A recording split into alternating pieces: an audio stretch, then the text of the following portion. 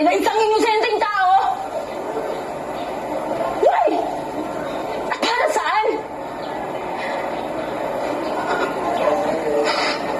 So bakit di ka makasagot? Bakit di ka makasagot sa tanong ko? It means, pinaniwala mo kami na isa kang mabuting tao!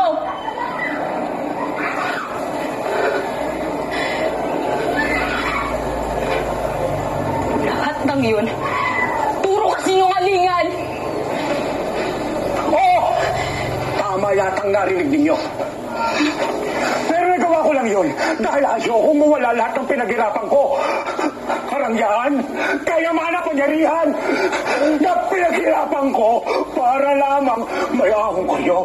Para lamang mapag-aral kahit magkakalang magandang buhay. Magandang buhay?